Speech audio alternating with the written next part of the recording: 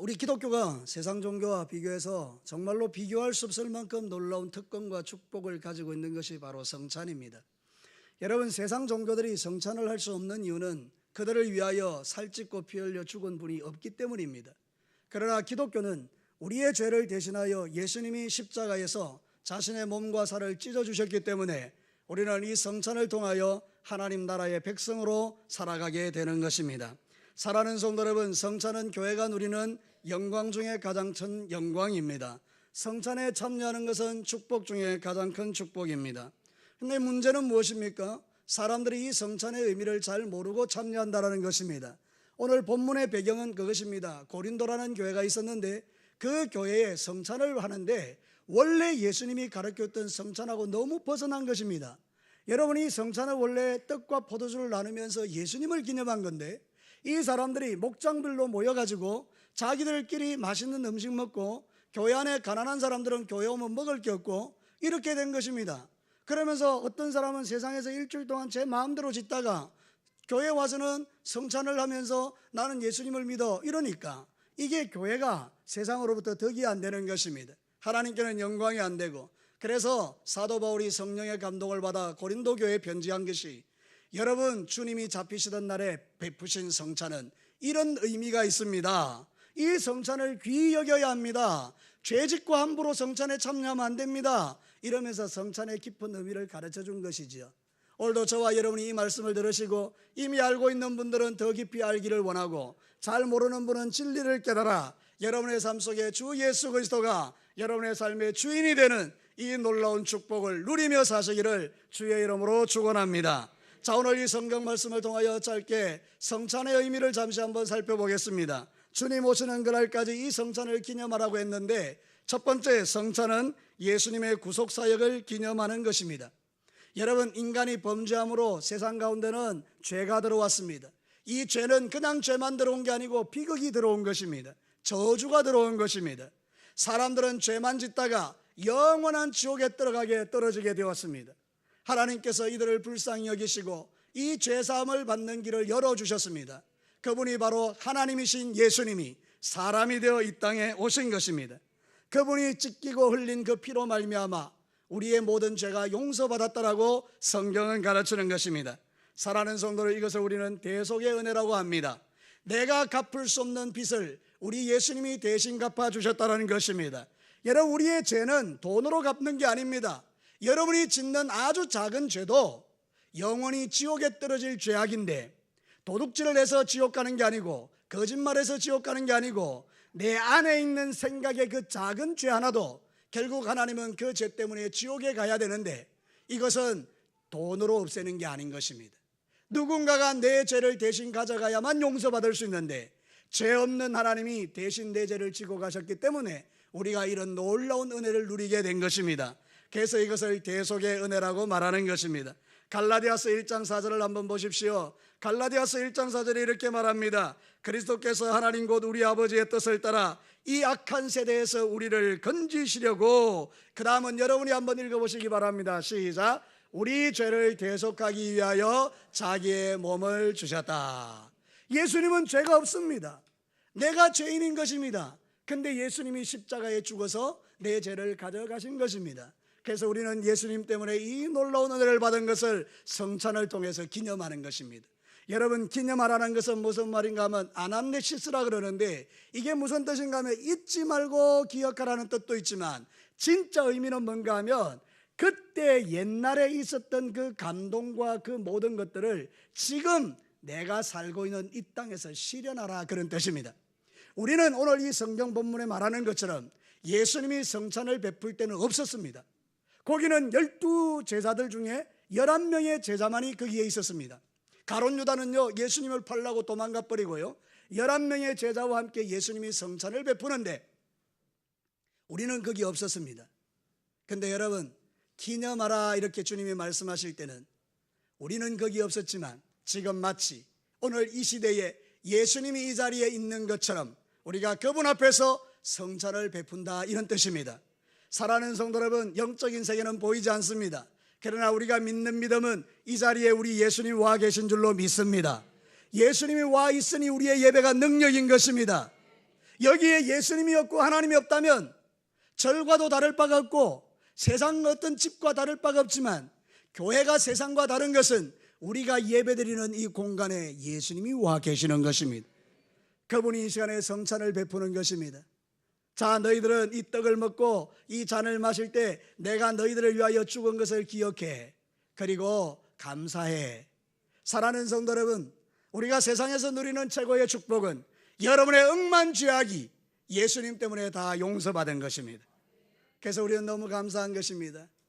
세상 살기 힘들고 고달파도 우리가 이겨내는 이유는 주님이 나에게 주신 이 은혜가 너무 크기 때문입니다. 사랑하는 성도 여러분, 고린도후서 4장 7절과 8절을 보십시오.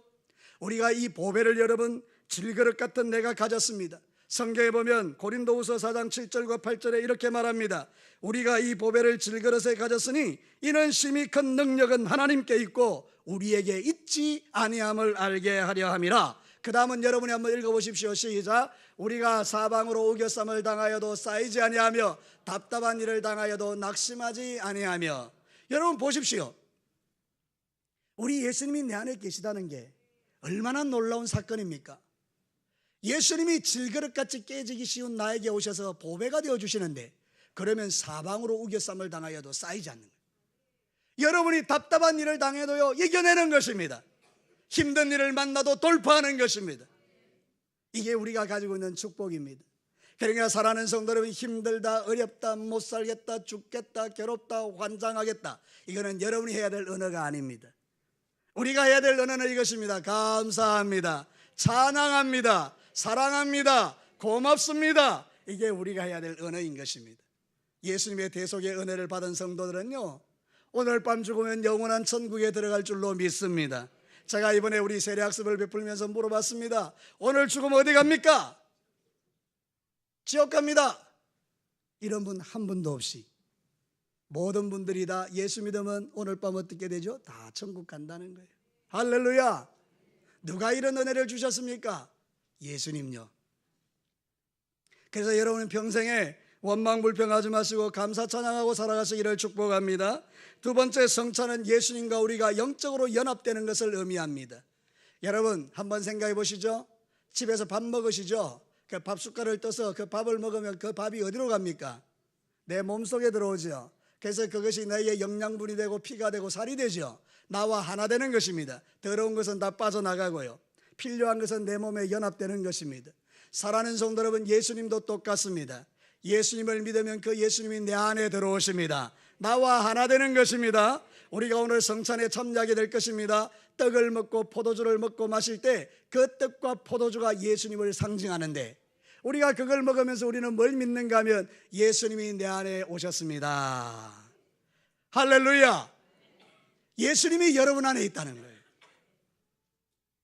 시시한 인간도요 좀 능력 있는 사람이 옆에 있으면요 자신감이 있어요. 근데 여러분, 그 시시한 인간은 배반을 너무 잘하는 거예요. 믿을 사람이 세상에 없다는 거 아닙니까? 자식도 부모님도 형제도 믿을 수 없을 때가 있지 않습니까? 결정적인 순간에는 다 피하는 겁니다. 사랑하는 성도들, 그러나 우리 예수님은 여러분을 영원히 떠나지 않습니다. 버리지도 않습니다. 어제나 오늘이나 영원토록 여러분과 함께 하십니다. 이 성찬은 그것을 의미하는 것입니다. 예수님이 내 안에 계신다.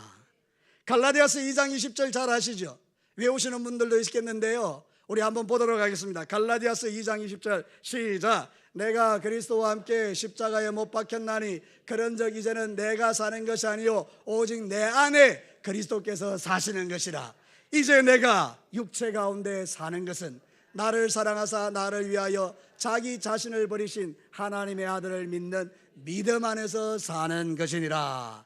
어려운 말 하나도 아닙니다. 내가 믿음 안에 산다는 것은 예수님이 내 안에 사신다는 이야기입니다. 그러면 여러분 어떻게 살아야 되겠습니까? 예수 믿기 전에는요 여러분 마음대로 해도 됐습니다.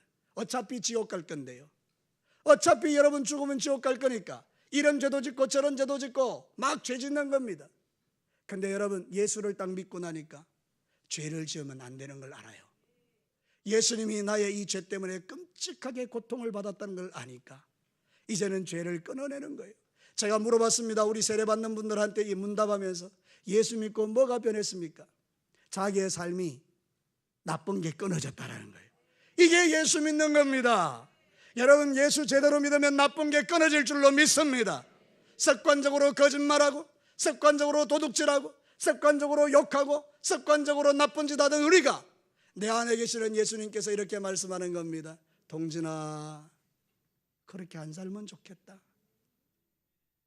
그래서 우리가 예수님 알겠습니다, 이제는 그렇게 안 살겠습니다, 결단하고 각오하고 결심하는 것입니다. 여러분, 성찬에 참여한다는 게 뭔지 아십니까?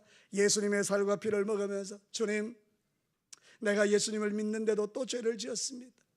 하나님 용서해 주시고 이제는 정말 죄 짓지 않고 거룩하게 살겠습니다. 그 다짐을 하는 것입니다. 성찬은요, 아무나 참여하는 게 아닙니다. 예수님에게 제자가 몇 명이었습니까? 12명이었습니다. 성찬식을 할 때에 몇 명이 했다고요? 11명이 했습니다. 한 명 어디 갔습니까? 가룟 유다요, 예수님 팔로 갔습니다. 그 영광스러운 성찬에 참여하지 못한 것입니다. 그러니 여러분, 지금 여러분들이 예수 믿고 성찬에 참여하는 것은 놀라운 축복인 줄로 믿으시기를 바랍니다. 그래서 여러분, 예수 믿고 난 이후에도 세례 안 받는 분들이 있는데요, 여러분 세례를 꼭 받으시기 바랍니다. 주님의 살과 피를 기념하는 떡과 포도주를 먹고 마시는 게 얼마나 복된 일인지 모릅니다. 가룟 유다는요, 거기 못 있었다니까요. 하나님 나라의 백성이 못 됐다니까요. 사랑하는 성도 여러분, 오늘도 저와 여러분이 예수 믿고 구원받아 이 성찬에 참여하는 축복을 누리게 해주신 하나님을 찬양합니다. 로마서 6장 3절과 5절에는 기가 막힌 이야기를 납니다. 여러분 한번 잘 들어보십시오. 무릇 그리스도 예수와 합하여 세례를 받은 우리는 그의 죽으심과 합하여 세례를 받은 줄 알지 못하느냐? 예수님 2000년 전에 갈보리 언덕의 십자가에서 죽으셨습니다. 우리는 그때 없었습니다. 그런데 내가 예수 믿고 세례를 받으면 내가 거기에 있었던 것처럼 주님 그렇게 인정해 주시는 것입니다. 그 다음에 5절은 뭐라고 말합니까? 만일 우리가 그의 죽으심과 같은 모양으로 연합한 자가 되었으면 또한 그의 부활과 같은 모양으로 연합한 자 되리라. 예수님이 십자가에 죽을 때 나는 없었는데 내가 예수 믿으니 거기 있는 걸로 쳐주시고, 내가 예수님이 부활할 때 거기 없었는데 내가 세례를 받고 예수를 믿으니 부활하는 영광에 참여하게 하셨다는 것입니다. 예수님의 십자가는 예수님 혼자 죽은 게 아닙니다. 그 예수님의 십자가에는 나도 죽은 것입니다. 예수님의 십자가에서 부활하실 때 예수님 혼자 부활한 게 아닙니다. 저와 여러분도 부활한 것입니다. 그래서 우리가 영광스러운 것입니다. 사랑하는 성도 여러분, 분명히 믿으십시오. 오늘 밤 죽으면 여러분은 천국에서 깨어납니다. 예수님과 함께 죽었고 예수님과 함께 살았기 때문입니다. 그거를 증명하는 게 뭐냐? 성찬이라 그 말입니다. 주님의 살과 피를 먹는 것은 예수님과 연합되는 겁니다. 예수님이 내 안에 오셨습니다. 우리가 어디로 가겠습니까? 예수님이 계신 천국에 가는 것입니다. 더 놀라운 것은 예수님이 내 안에 계시면 이제는 모든 싸움을 예수님이 싸우십니다. 여러분, 이제 제발 요거는 한번 좀 믿어주셨으면 좋겠어요. 옛날에는 여러분이 스스로 주인 되어 살았죠. 내가 살았죠. 근데 내가 살아보니 못 이기는 거예요. 죄도 못 이기고 사람도 못 이기고 막 성질도 못 이기고 못 이기는 겁니다. 원수 마귀 유혹하는 거 못 이기는 겁니다. 귀신 못 이기는 겁니다. 그러니 여러분, 옛날에 우리를 어떻게 했습니까? 귀신이 우리를 괴롭힐까 봐 찹쌀 단지에 담아가지고 그 집 어디 선반 위에 얹어놓고 신주단지 모셨지 않습니까? 여러분, 뭐 찹쌀 그게 무슨 능력이 있습니까? 저는 아무리 생각해도 이해가 안 됩니다. 왜 찹쌀을 단지에 담아 거기 얹어놓고 귀신을 섬기는지 모르겠습니다. 사랑하는 성도 여러분, 인간은 그렇게 어리석은 겁니다. 그랬던 저와 여러분들이 이제는 그렇게 안 삽니다. 단지를 막 마당에다 팍 펴대지 기져가지고 찹쌀만 탁 흩어지고 그렇게 우리가 능력 있게 사는 것입니다. 왜 그렇습니까? 내 안에 누가 계시기 때문입니까? 예수님요. 여러분이 예수 믿으면 원수 마귀는 떠나갑니다. 사단이 여러분 못 이깁니다. 귀신이 여러분 못 이깁니다. 사랑하는 성도들, 이제는 꿈자리 사납다 그런 이야기 하지 마십시오. 꿈자리가 사납거든 벌떡 일어나 예수 이름을 명하노니 사단은 떠나갈지어다. 나는 예수의 사람이다. 주님, 행복한 꿈 꾸게 하여 주옵소서. 그렇게 주님 앞에 기도할 때요, 여러분의 꿈속에서 주님을 만나는 놀라운 경험도 하게 되는 겁니다. 그 꿈이 너무 아름다운 꿈을 꾸게 되는 역사도 일어나는 것입니다.